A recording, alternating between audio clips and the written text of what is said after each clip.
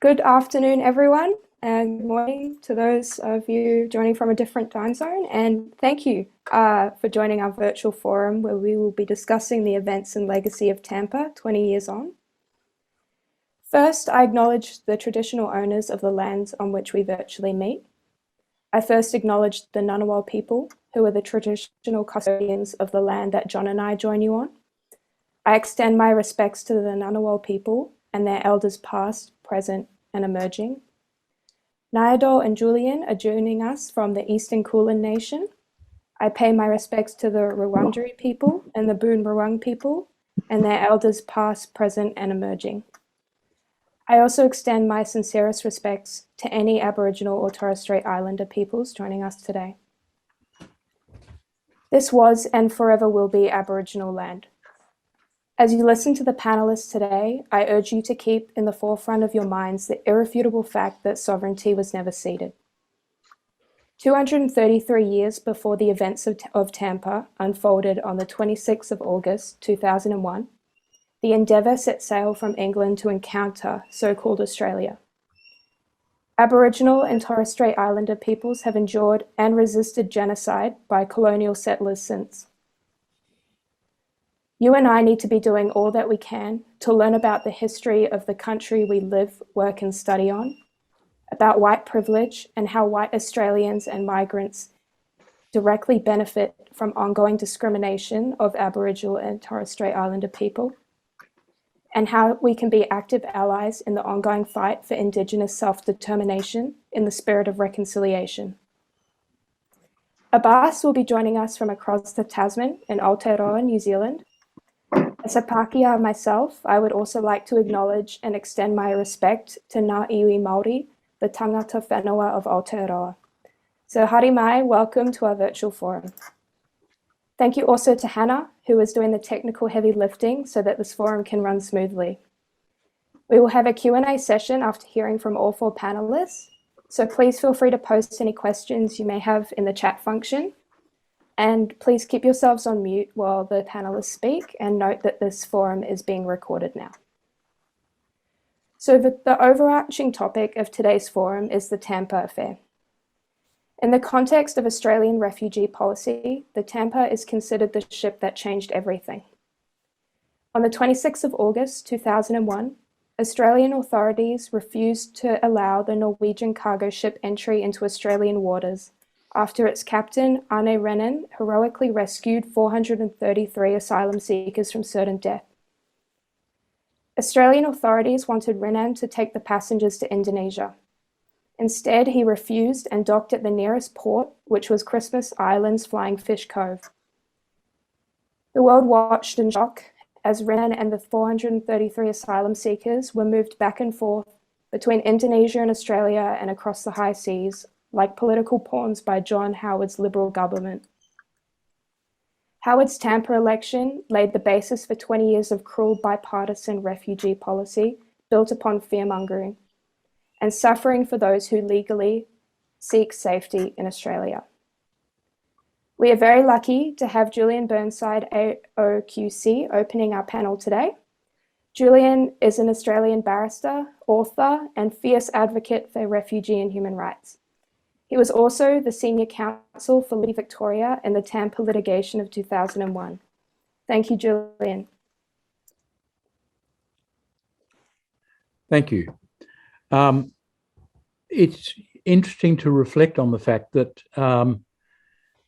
there's been a couple of books written about the Tampa affair, and I strongly recommend Abbas's book, which is called After the Tampa. Abbas was... Actually, I've got a copy of it here somewhere. Yeah, here we are. He will probably show you this book himself. It's well worth reading, because Abbas was one of the kids on the Tampa. He was one of the kids rescued by the Tampa. It's worth remembering, though. The other book I should say is Dark Victory by David Marr, which is a masterful attempt to examine the reason for the Howard government's behaviour, which is otherwise inexplicable. The John Howard was facing an election. This is in mid 2001. He was facing an election which had to be at the end of that year. He was not doing well in the polls and thought he could scratch up a few votes from the Pauline Hanson set by taking a tough position on asylum seekers.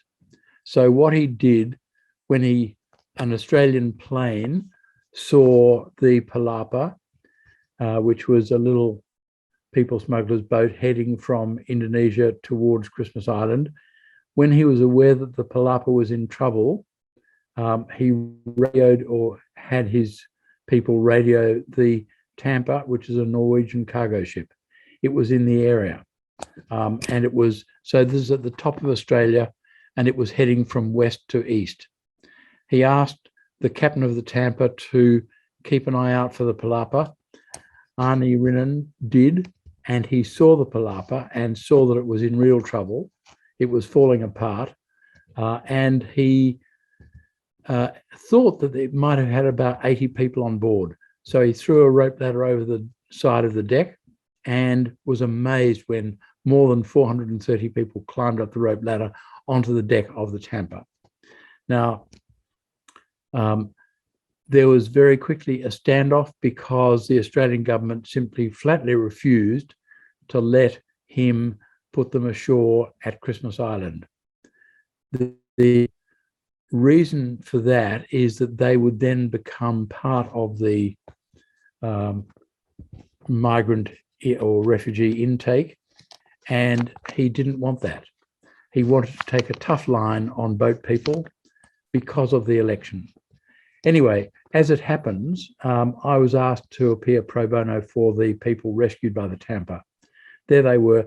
We were not able to see much of them because Howard closed the airspace off Christmas Island and refused to allow journalists onto Christmas Island. But there was one photograph of them, and it was not difficult to imagine. Here are these poor wretches on the deck of a steel ship in the tropical sun, almost at the equator. So anyway, I was asked if I would appear pro bono for the people rescued by the Tampa, and I said yes, not because I knew anything about refugee policy or law. I didn't. I'd been concentrating on other things. The reason I said yes was that all my life I've suffered very badly from the heat, and I saw these poor people sitting on the steel deck of a ship in the tropical sun. I thought that must be terrible. So, of course, I was happy to help. Interestingly, what people don't know is that the trial judgment of Tampa went our way. We won at trial, but a couple of days later, the full federal court overturned the decision 2-1. The reason people did not know what the result was in the trial is that the trial judgment was handed down at 2:15 in the afternoon, Melbourne time, on the 11th of September 2001. And a few hours later, the attack on America happened, and the newspapers the next day were filled with stories about what had happened in New York, understandably. So anyway, the reason I mention that is that I went into the case knowing nothing about refugee law or policy, but there were a lot of people involved in the case who knew a great deal about it. And by meeting up with them, I learned a lot in a hurry about refugee policy. I was encouraged also by my wife, Kate Durham, who's a jeweler, who said she was shocked by the Tampa case, and she said, this is just not what Australia does. She said, most Australian homes have got a spare room. We should set up spare rooms for refugees. That's her method of thinking. So I said, well, if we're going to encourage people to do that, we have to lead by example. So from late 2001, we've had refugees living at home with us. The first was a Uyghur woman from Xinjiang province. And after that, it was all Hazaras from Afghanistan, which is interesting because the people rescued by the Tampa were mostly Hazaras fleeing Afghanistan. And that's important because the Hazara people in Afghanistan have had a very, very hard time for a very long time, mainly because of the Taliban. not widely remembered, but when the Hazara people first came into the territory now called Afghanistan, they were Buddhist. They're thought to be descendants of Genghis Khan. When they arrived in that area, they constructed the two amazing Buddhas at Bamiyan. They're 50 feet high? They're very big. Those Buddhas were destroyed in March of 2001 by the Taliban.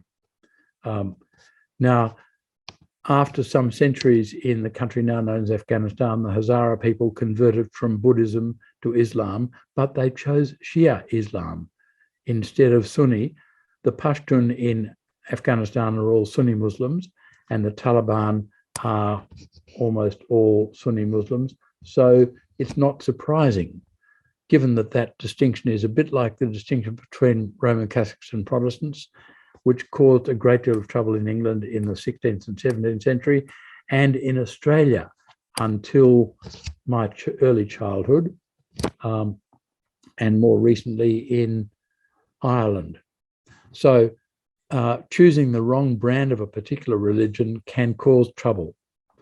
The Hazara found themselves on the wrong side of things, and they have since then paid for that trouble. They've been attacked mercilessly by various people in Afghanistan. Now, the reason that Tampa put them, or tried to put them ashore at Christmas Island, was that a number of the people rescued by the Tampa were in poor states of health. Some people had fainted because of the heat. There were several pregnant women. There were several older people who were in difficult health, and the captain of Tampa very sensibly realized that it was important to do what was necessary in order to save life at sea. And so he tried to put them ashore in the country that had asked him to rescue them. But John Howard didn't. And of course, you'll remember that when the election came in November of that year, John Howard won with a terrific swing in his favor. That's the way it plays out. The Tampa was also the time, or the Tampa litigation was the occasion for the Australian government to establish what was then called carelessly Australia's Pacific Solution. I think we did a bit of hard lobbying with Nauru. Nauru is a tiny island in the tropical Pacific with a population, remember, of about 10 or 12,000 people, and a land area which is smaller than the Tullamarine Airport land area. Why anyone was persuaded that Nauru was a good place to take the refugees we didn't want is anyone's guess.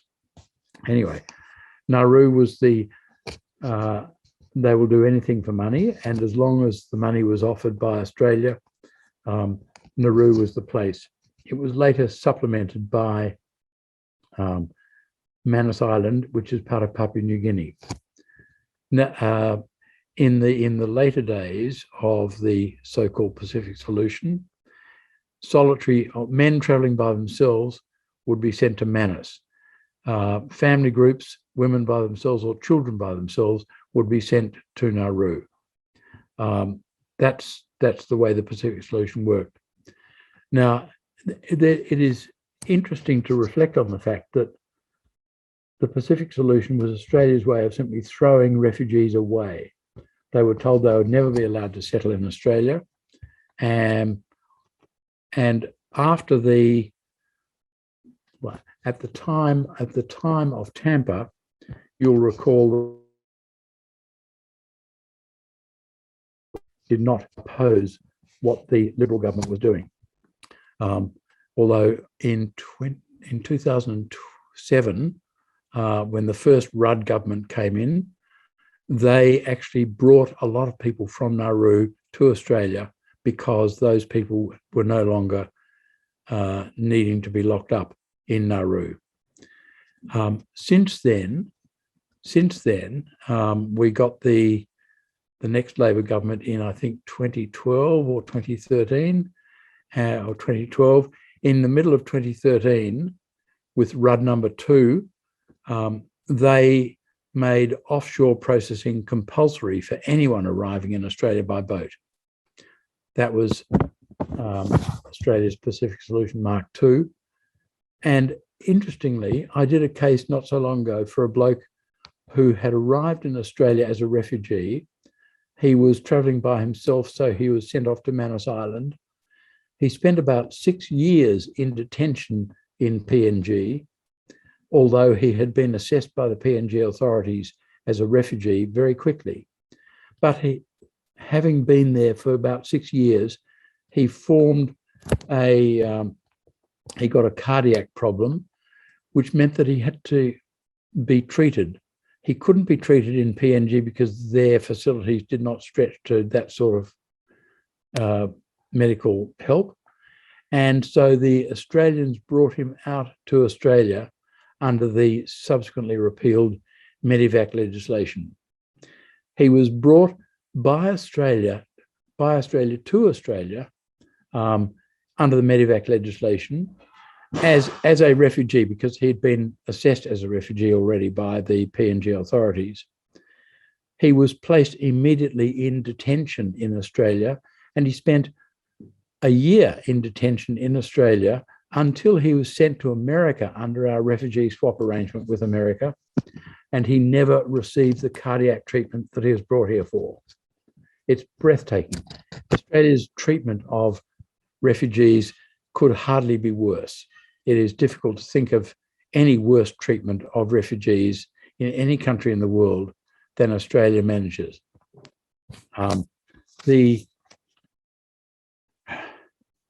It's tempting to get going about refugees generally, and I know the Refugee Action Collective has done a great deal of that work, but this is specifically about Tampa. So I decided that it would be a good idea, having learnt what I did during the Tampa case, I thought it would be an idea for me to start speaking publicly about the evil that we were doing. Very quickly, I discovered that the only people who came to my talks were people who already agreed with me. That was depressing. I thought, however, that if I spoke about it long enough, and if I could shift 50% of the community plus one to viewing it as wrong, then the politics would shift. I thought it would take 6 months. I was clearly wrong about that. It's now been 20 years and we are still behaving as badly as ever before, in fact, worse than ever before. It's absolutely astonishing that Australia can get away in the modern world, that we can get away with the primitive attitude that we have. The irony is that in the world at large, there's about 70 million refugees, but we are a population of 7,000 million. So that if every country in the world agreed to take its proportionate share of the refugees, each country would experience about a 1% rise in its population. I think we can manage. I really do think we can manage that. And maybe it's something that we all need to lean on our politicians about, because I wouldn't be troubled at all if Australia's population increased by 1%. We can't take all the world's refugees, that is for sure, but we could manage a 1% increase, and it would be a lot better than the vast amounts of money that we waste mistreating refugees. The amount of money we have spent on the Pacific Solution is breathtaking.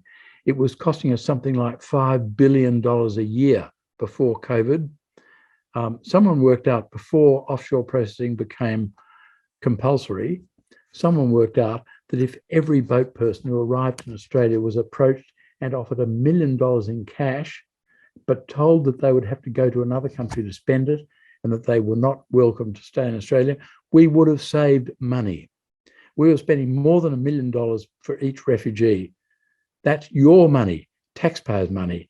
We are spending that money on refugees, and we're spending similar amounts now in order to harm people in order to make sure they don't come here. What I would ask everyone to do is this. I'd ask everyone in Australia to do, but they're not all tuned in today. Just imagine yourself in a country like Afghanistan right now. Imagine that your life was at risk unless you fled to some place where you could be safe. Just imagine if every country you approached turned its back on you and said, bad luck. Well, I just don't think it's bad luck. I think it's bad politics and it's bad humanity. We need to behave better. Tampa showed us how badly we can behave. Let's show the world how well we can behave and improve our treatment of refugees. Thank you. Absolutely, Julian. And on that note, I think it's really important to note that there are still Hazaris that are suffering in offshore and onshore detention in Australia for over 8 years. And at the very least, Scott Morrison should be able to resettle them, if not in Australia, then organise their resettlement elsewhere. Thank you, Julian. We will now hear from Nyadol and Nyuon. Nyadol is an Australian lawyer, human rights advocate, and the chair of Harmony Alliance. This year, Nyadol pioneered the very first, very powerful national study on the experiences of almost 14,000 Australian migrant and refugee women. We are very lucky to hear her insights today. Thank you, Nyadol. Thank you very much for that introduction, but I can't take credit for the study. It was done by Monash University in collaboration with Harmony Alliance, and I had the very, very small task of just launching it, so I better put the credit where it belongs, but thanks for that. I came to Australia in 2005, March of 2005, and I was resettled in Australia with my family of about actually 10 of us, and directly from Kakuma refugee camp, and we came through the Australian humanitarian process.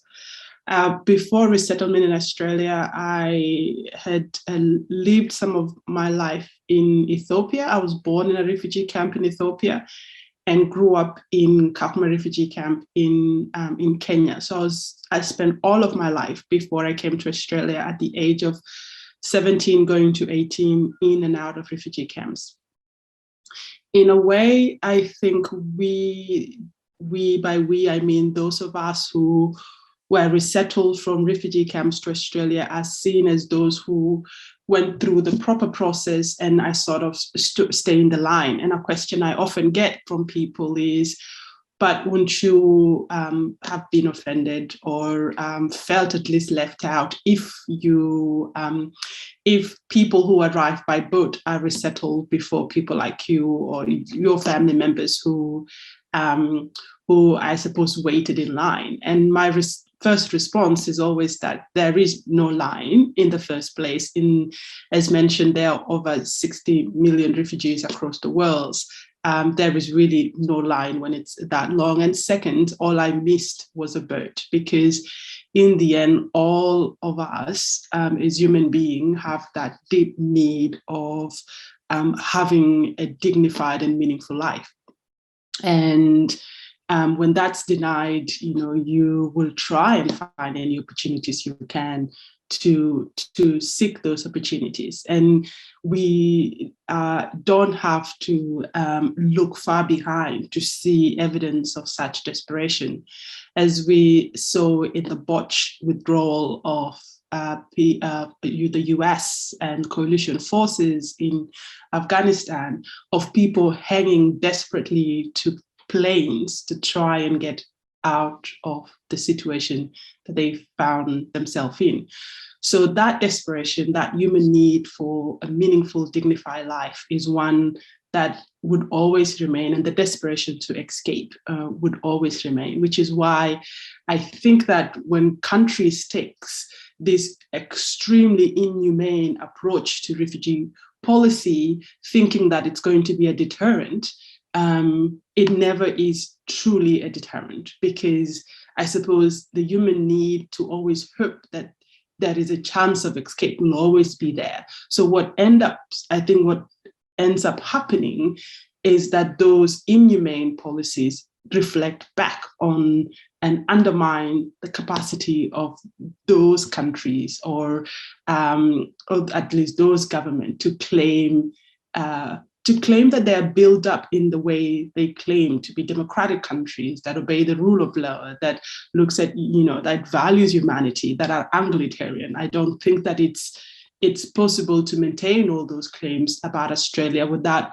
admitting that they've been greatly damaged by the way we've responded to refugees and people still seeking asylums. So having came here in 2005, I don't have direct knowledge as someone like Julian will have about the Tampa. But when I arrived here, one of the things that I think was quite noticeable was the language in the media and in politics about refugees and refugees resettlement. And I think what Tampa, at least what the legacy of Tampa is, or has left behind for me, is sort of the sipping in of racist and racialized politics into the Australian politics. And although we don't refer to it directly in sort of racist terms, although sometimes it is there, it's now become a placeholder for conversations about migration, about cultural identity, about national security, about who can or should be accepted as Australian. And I think that has really, in some ways, changed the character, at least politically, and among those who agree, it's changed the character of what I think Australia has been before, or it's exemplified by, when at some point this country was willing to take Indochina's refugees in large numbers. That was part of who we saw ourselves as a country, willing to take people and resettle people who are in need. I think that character has shifted over time in Australia to a place where now it is a partisan position, both political parties taking positions on refugee and refugee policies that are objectively inhumane, objectively, I think, an overreaction to, in my view, the internal politics that lies around essentially claims of who should be or can be Australian.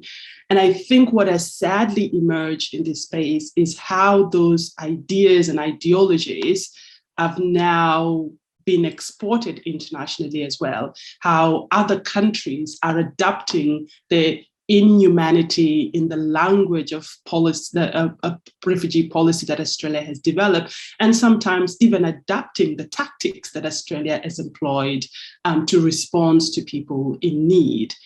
I think it's sadly now almost become to some degree acceptable to treat refugees in the way that we do.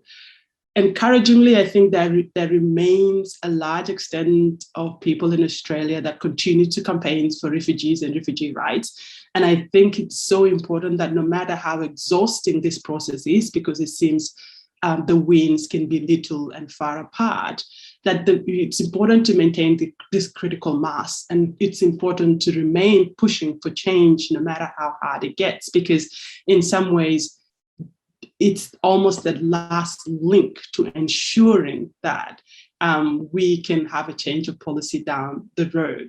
I don't think, that is an opportunity to give up. I don't think there is an opportunity to despair necessarily. There is just always opportunity for all of us to use our voice, our votes, our platforms to continue to advocate for some of the most desperate people in the world currently. Finally, I want to talk about just a story that I saw once on television, and it was Prime Minister Scott Morrison. I think he was attending an event, and there was a lady of African appearance, and I'm using that word knowing how it's been employed in the past, who went on her knees. I'm not sure if some of you saw that. She went on her knees begging Scott Morrison to help her family that she had left behind get an opportunity to be resettled in Australia because she was afraid for their safety. And that image, I suppose, stick in mind. And I recall, I think, watching it, Scott Morrison, maybe not going on his knees, but bending down to her level. Yeah, I think she was Cameroonian lady, bending down to her level and picking her up.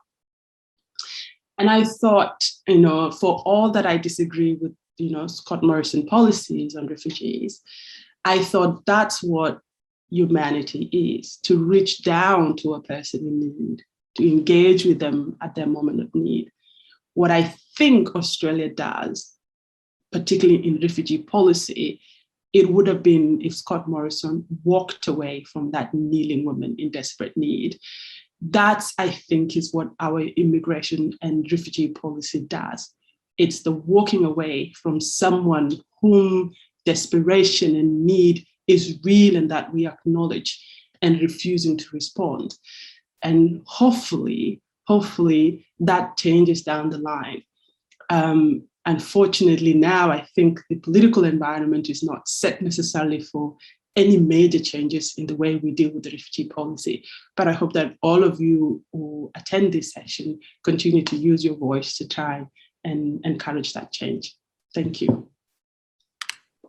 Thank you, Nyadol. That's exactly right. And I'd agree that this policy of deterrence that the Australian refugee policy is built upon requires becoming, if not as bad, then worse than what is the alternative, which is for refugees and asylum seekers, persecution. So thank you for sharing your insights. Our next panelist is Abbas Nazari, and as we wait for him to hopefully join, I'm going to instead introduce Dr. John Minns, who is an Emeritus Professor of the ANU and Steering Committee member of RAC. So John has been tirelessly advocating for refugee rights at the grassroots level and through RAC for decades. Can't wait to hear your insights, John.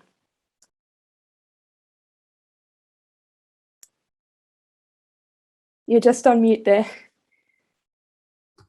Thanks very much, Emily, and thanks to the other panelists and to everyone who's joined this afternoon for this forum. Quite some years ago now, quite a long time ago, I was asked to give a speech at a refugee rally.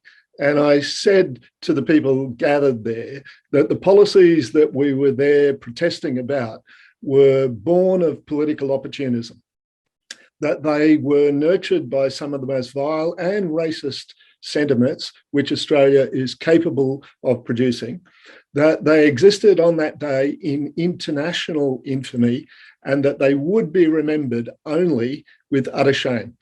And I'm afraid to say that years later, all of those things are true today. Political opportunism.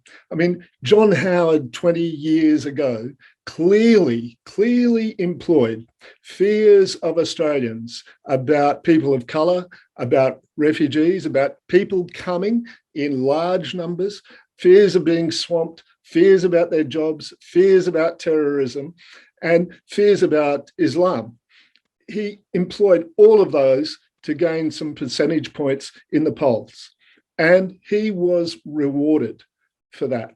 If you actually look at the polls and the way they changed, it wasn't just 9/11. The polls had swung to him well before 9/11, actually just after Tampa and before 9/11. And it's clear that that had an impact. Fast forward 20 years, and what do we see? We see the same kind of political opportunism being employed again. So the first reaction of the government, when they were asked about the roughly 5,000 Hazara refugees who are currently in Australia but do not have permanent residence, who are on temporary and very precarious visas, and who now very, very clearly cannot go back to Afghanistan, the first response, the instinctive response of the government was to say no, they would not be given permanent residents at all. 20 years ago, the Defence Minister at the time, Peter Reith, said that some of the refugees on the Tampa and others coming at the time could well be terrorists, with no evidence then, no evidence ever produced since, and completely illogically when you think about how a terrorist might choose to enter the country, getting on a leaky boat might not be the best strategy for doing it. But again, what do we have today? Actually, just in the last week, the current Defence Minister, Peter Dutton, said that some of those attempting to leave Afghanistan, even those who'd worked for the Australian Army, might have switched sides and now be supporters of Islamic State, and therefore potential terrorists if they're allowed into Australia. Again, no evidence and no logic to that position at all. But it's political opportunism, and it's the same pattern to attempt to dredge a percentage point or two in the polls for an upcoming election by bashing refugees and by once again employing all of those fears and all of that racism that's inherent in it. The second thing I said was that these policies had been nurtured by racism. And I think it's hard to imagine how in a country with a history like Australia, there could not be a substratum of racism which could be employed by unscrupulous politicians. I mean, this was a country, after all, which is founded on Indigenous dispossession. It's a country where the first act of its federal parliament in 1901 was the White Australia policy. And for more than half of the history since then, that policy stayed intact. So of course, there would be a stratum of racism to be exploited. This is a country which began the 20th century with a racist policy, and it began the 21st century with a racist policy in the Pacific solution and the other associated elements of the refugee policy. Precisely why this kind of racism was attached to refugees particularly, and why refugees became a political football over the last 20 years is something that I'll come to in a moment. That the policies exist in international infamy. That, I think, was very clear even 20 years ago, and it's become even more clear in the last 2 decades. Every organisation, international organisation associated with refugees or associated with human rights, pretty much has condemned Australian policies. That has only increased over time. The UNHCR, the United Nations Human Rights Committee, the Special Rapporteur on Torture, etc., etc. I'm not going to go right through them, but yes, international infamy. The government has been very keen to say that Australia's refugee policy is, if not the best in the world, perhaps the second best and the second most generous, that we're way up there with the best refugee policies that there are. That is obviously a ridiculous sleight of hand because there are dozens of countries with vastly more refugees in their countries than we have. And most of those countries are much poorer countries than we are. But I want to turn that around a little and let's compare Australia's refugee policy with the worst in the world. And when you trawl through some of the worst refugee policies in the world, you can't go much further, I think, than Viktor Orban's Hungary, certainly in relation to Europe. Viktor Orban, for those who don't know of him, is a far-right, incredibly racist, incredibly xenophobic leader of Hungary. He said that he didn't view them as Muslim refugees, but as Muslim invaders.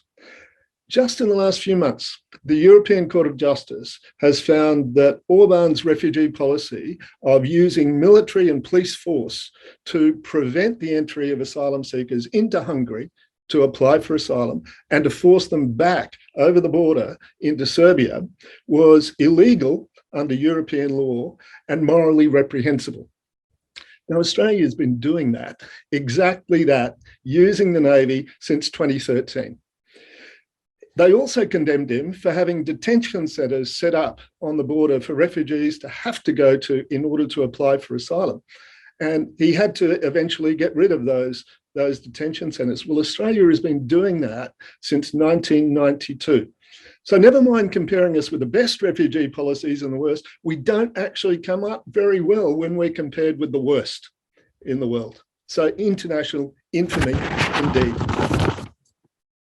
There is an important question, I think, which I think has been already raised in the comments by Nyadol that needs to be addressed, is what happened around this time that made the refugee issue so connected with dragging up all those old, someone said in the chat, I think, neo-colonialist, racist ideas. I think I would identify the 1980s as a crucial turning point. I think the 1980s had two things happening simultaneously that changed the way that this argument, this discussion took place. One was that it was clearly the end of post-war prosperity. There'd been two recessions. By the 1980s, we had the highest unemployment since the 1930s, since the Great Depression. There were all sorts of changes structurally in companies and in government departments, casualisation, outsourcing, all sorts of things that meant that the idea of a job for life was gone. There were also government changes in policy. A neoliberal policy started to make people less secure. All sorts of elements of the social security network, the safety network, were pulled away. And for the first time in the 1980s ever in Australia, since the questions were asked, people, when asked the question of whether their kids' lives would be better than their own, said no. So there's a deep economic insecurity happening. And the second factor is that there's also a deep demographic and cultural shift happening, because white Australia was formally in place until 1966. It didn't really end until the 1970s.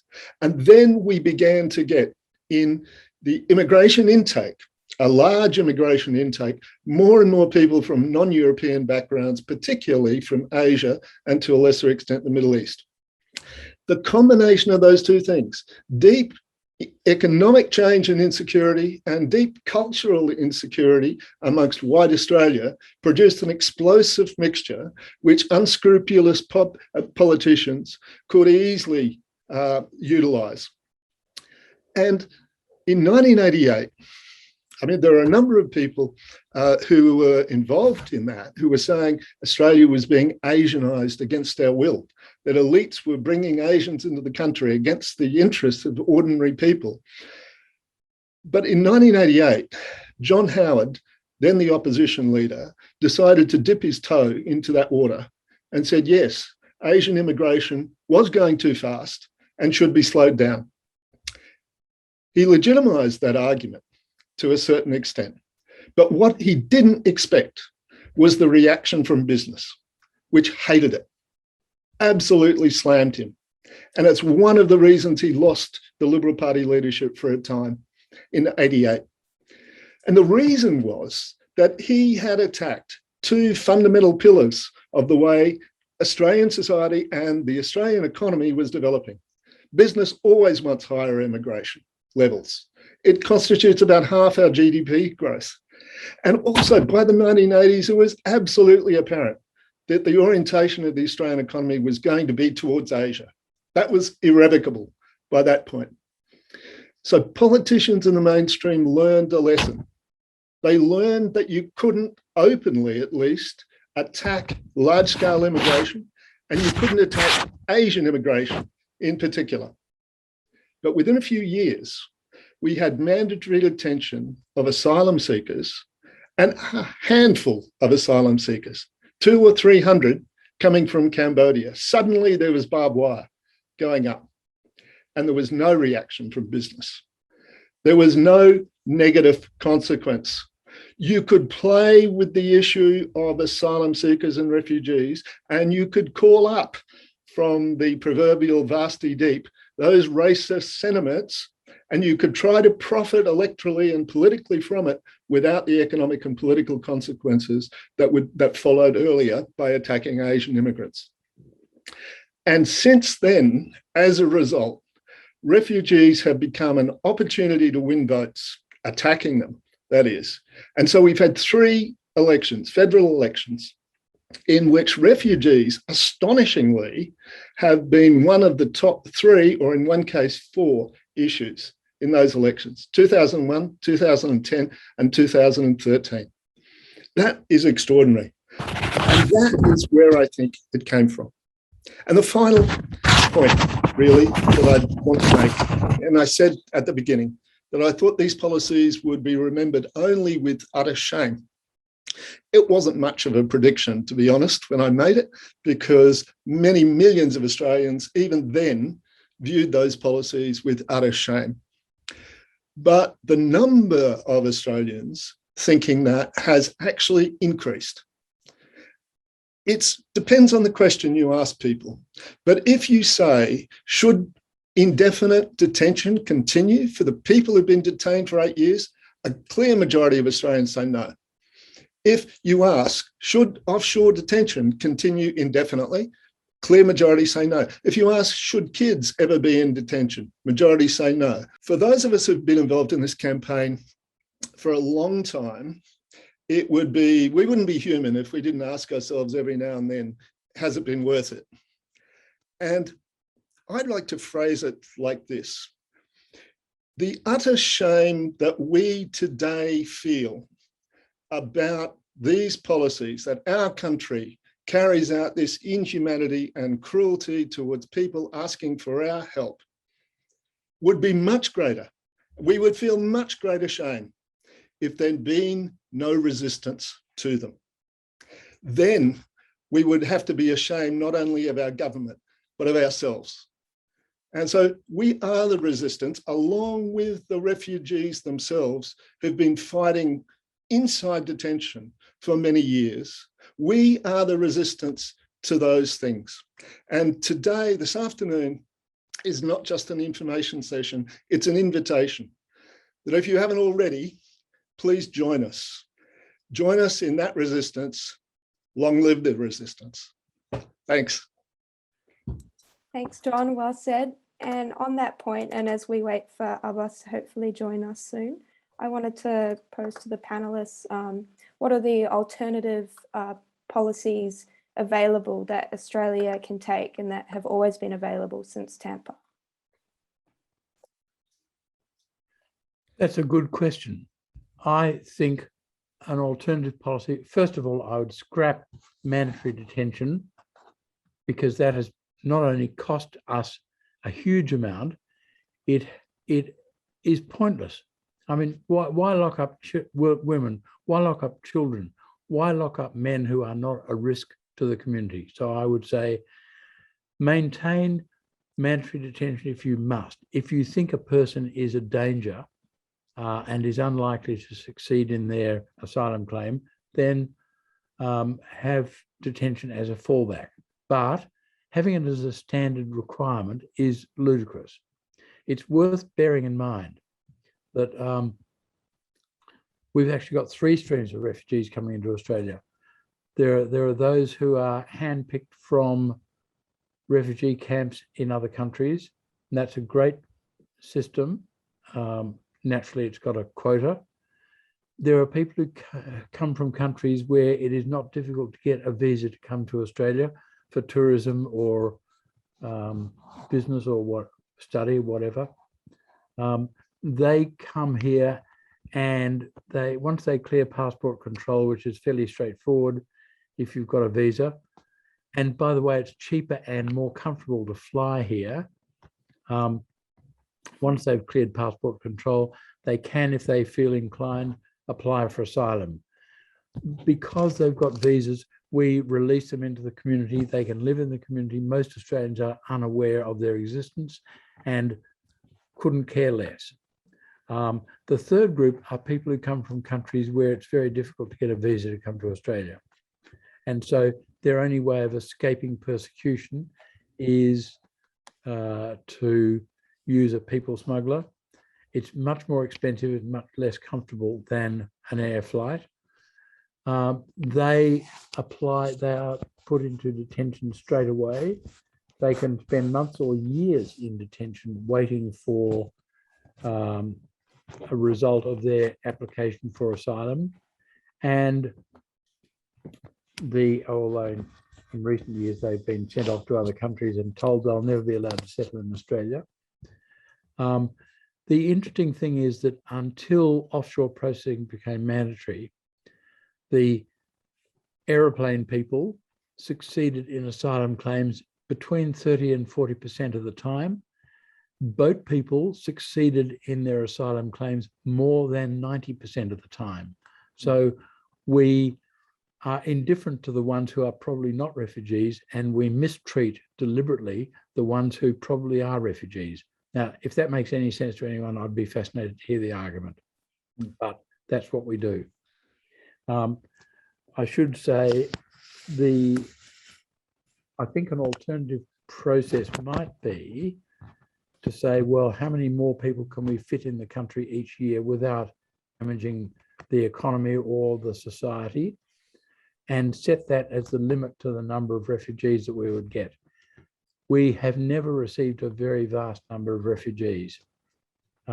We could cope with maybe 100,000 a year, probably more.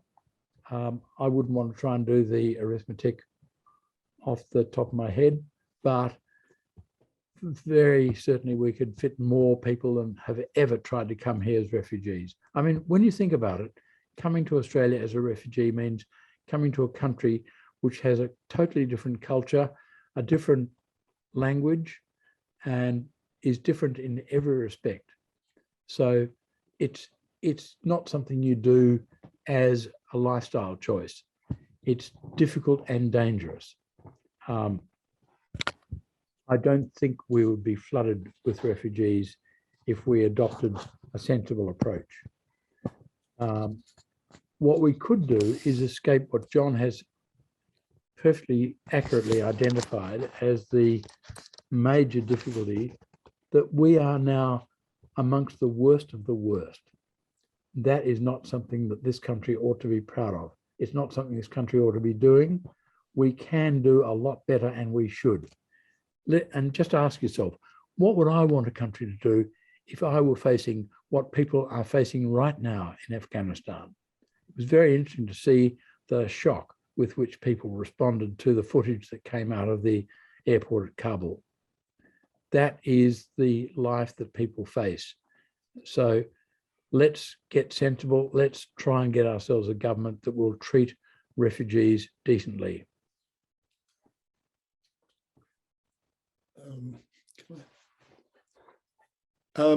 I agree with all of that.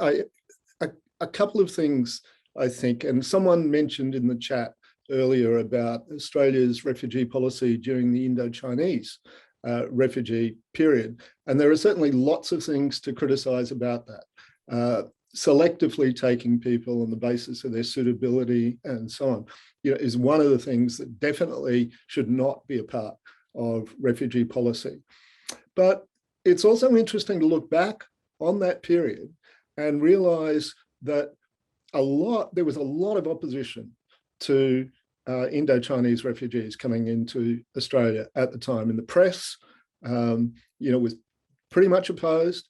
There were significant sections of the major parties, including the Labor Party, that were very much opposed at the beginning of the process.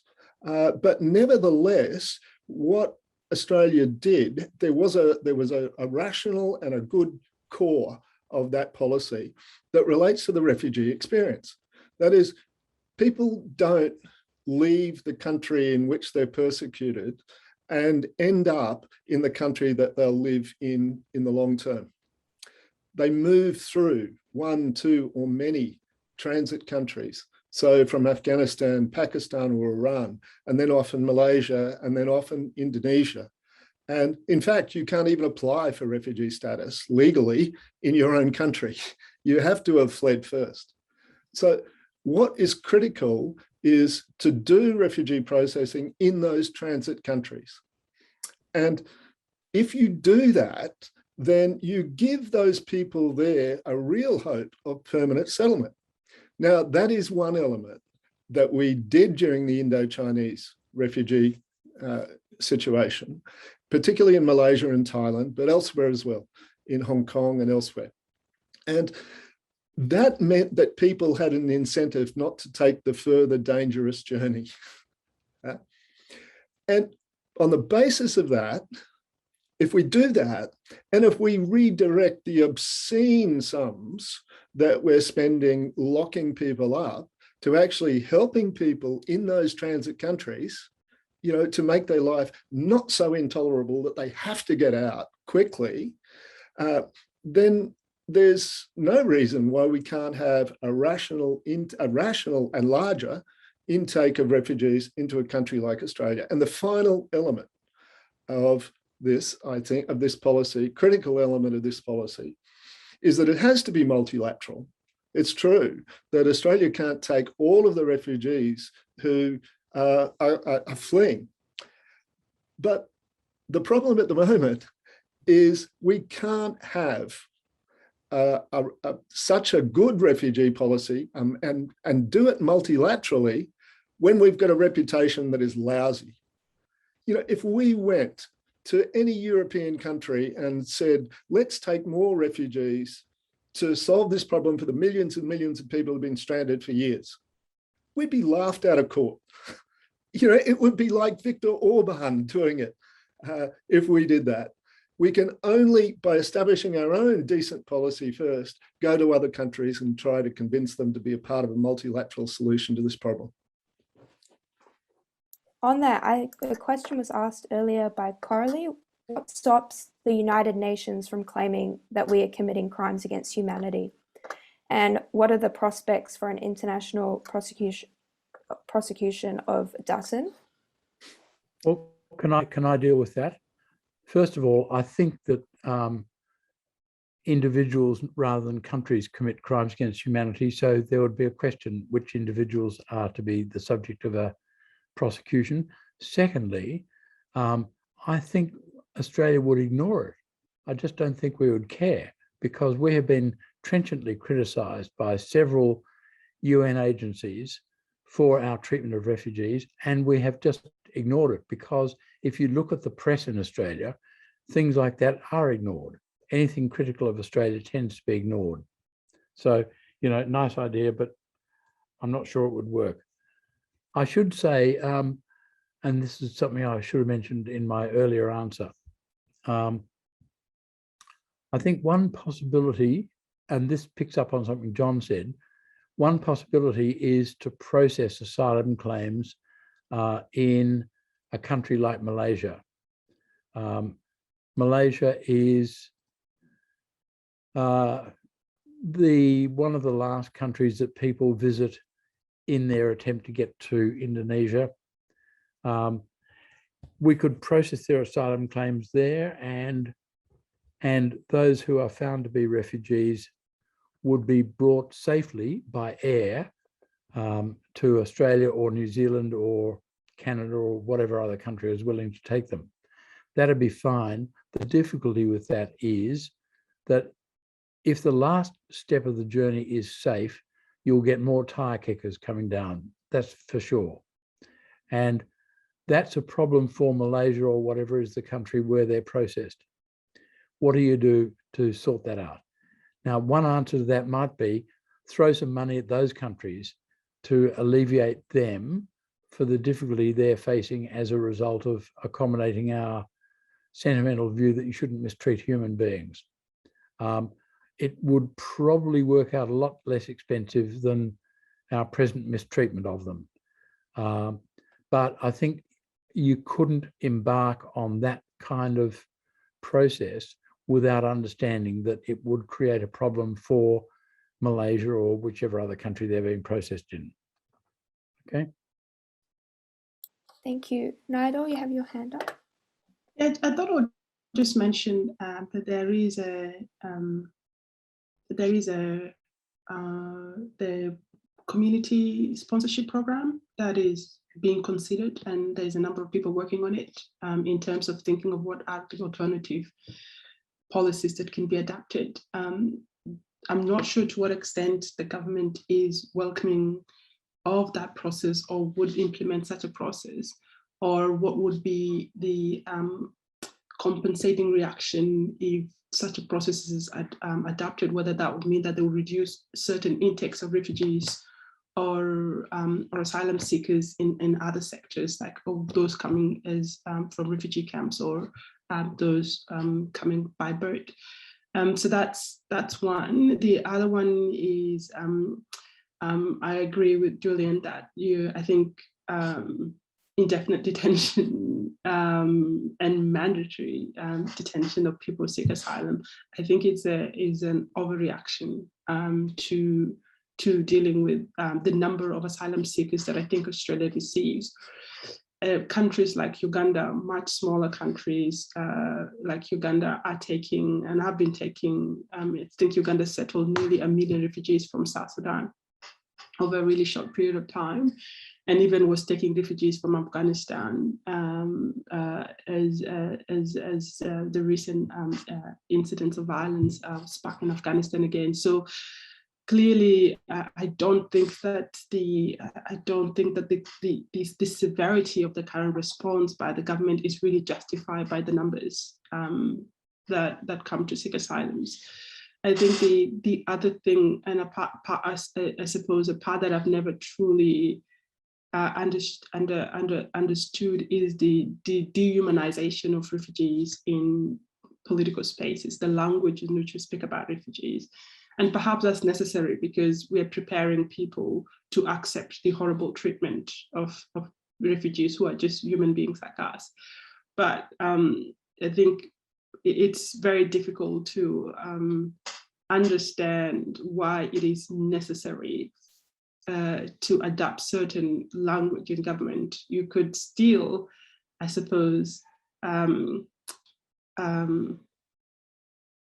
you could still have policies in place that doesn't seek to truly dehumanize another person to that extent. Perhaps that comes from me personally as a person who has been a refugee and have a refugee experience, and knowing what it was like to be in those refugee camps and to be so desperate to want to move. And I suppose the narrative that put refugees as potential security threats, as potential, as a result, some of it is, rapists or murderers. It's absolutely unnecessary and overkill. So yeah. Thank you. And I think a follow-up to that, Nyadol, is that was asked by Nico, is that in your study recently published, is there a difference in how secure women feel? Behruz Buchani had mentioned that in New Zealand he isn't harassed by the government, but in Australia refugees are constantly feeling harassed. And so our study look at refugee and migrant women experiences of safety and security. And so we didn't distinguish between sort of the status of those women, but part of the study did look at women on temporary visas. And what the study found was that they were among the most vulnerable groups of women, and that those being on a temporary visa or being on certain spousal visa can expose women to domestic abuse and coercive control by their partners. So that was very limited in the context of domestic violence and women's safety. So we didn't look at general safety outside of that context.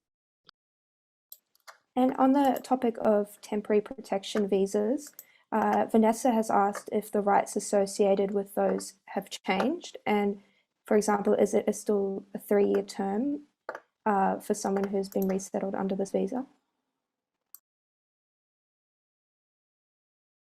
Maybe Julian, this could be a question as well for you. Sorry, Julian, you're just on mute there.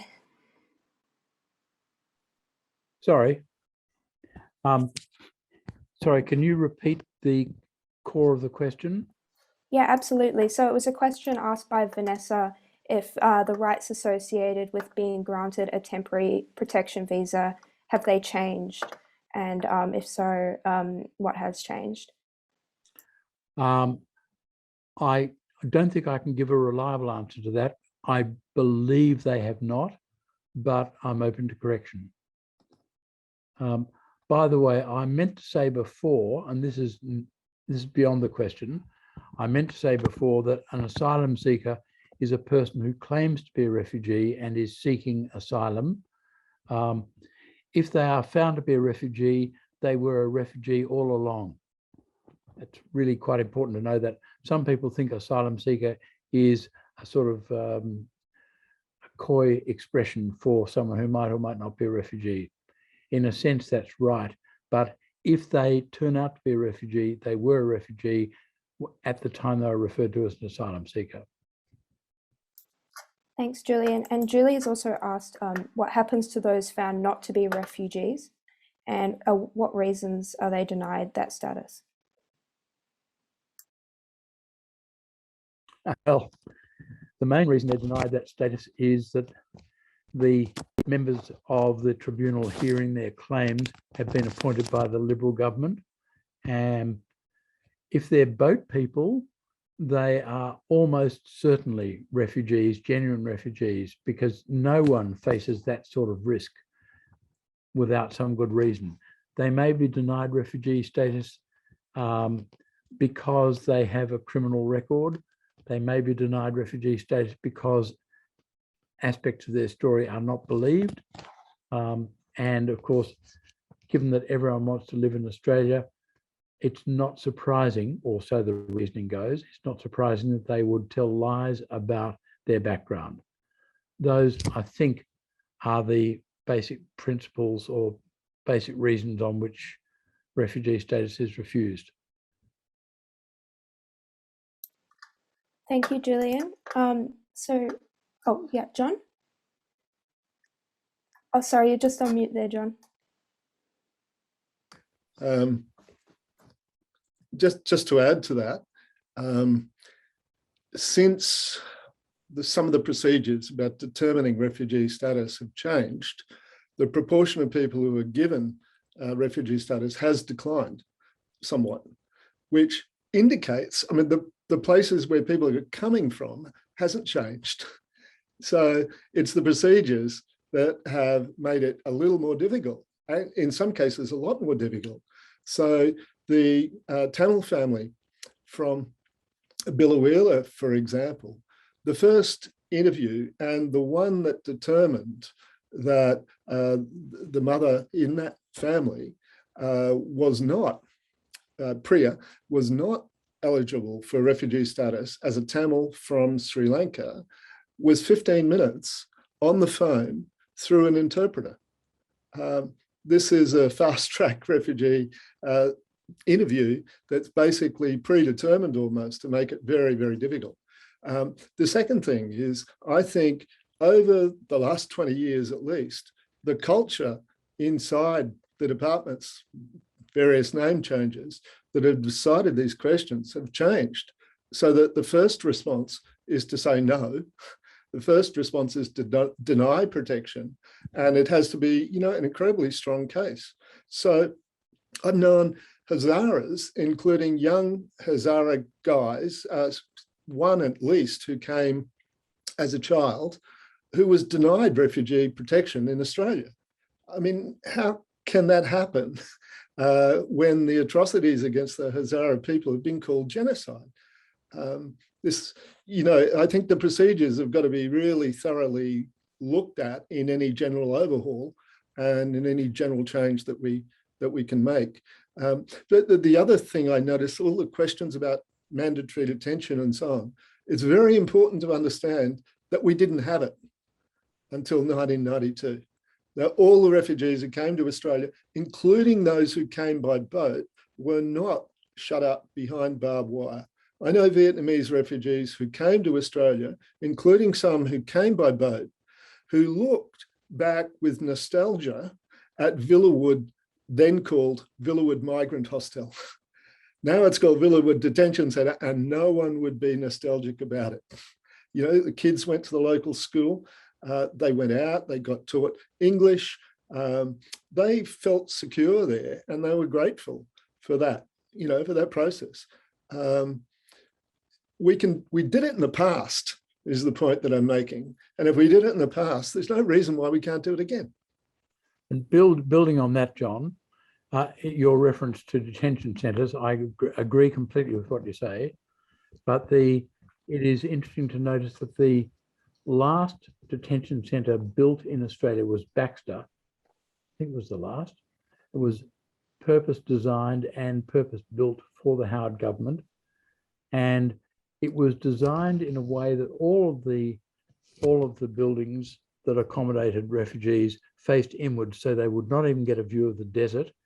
And it was surrounded not only by a fence topped with razor wire.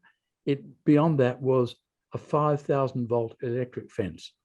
And it happens that shortly before Villawood was opened, I was in a debate in South Australia with a woman from the department, I think it was Philippa Godwin, and she said it's not an electric fence. And I was troubled by that. She said it's an energized fence. So we locked them in behind a 5,000 volt energized fence. That's breathtaking. Shouldn't be happening. Absolutely. Thank you so much for all the questions that were asked and sparked really insightful conversations. Unfortunately, we're going to have to wrap up shortly. So if you do have another question, please do feel free to email it through to RAC. Sophie posted the email earlier, but we'll repost it. And if it's addressed to a certain panelist, we can pass it on to them. So unfortunately, Abbas wasn't able to join us, but please do read his book, After the Tampa. As Julian said, it's a fantastic book and it's available to order and listen to online now. And also the stories of other Tampa refugees. Thank you. So that concludes our Q&A session and forum. And while you reflect on all the conversations today, please do consider joining RAC or your local refugee action group so you can join the fight for a more welcoming Australia. It's cliche but true that any contribution, however big or small, makes a massive difference in the campaign. And the first step to take is to sign up to our mailing list so you can stay up to date on RAC events, general meetings, rallies, and initiatives. And we've provided that email in the chat, so email to join up. And we're also about to link a change.org petition that calls on Scott Morrison's legal obligation to act in response to the current humanitarian crisis in Afghanistan. The Afghan Australian Advocacy Network has outlined 6 clear commitments that Morrison should immediately action. So please take a moment to read these before signing and sharing the petition. Thank you once again for joining, and thank you as well. Please join me in thanking our panelists. I think we can do a virtual. And I hope you have a wonderful Sunday wherever you're joining us from. Thank you.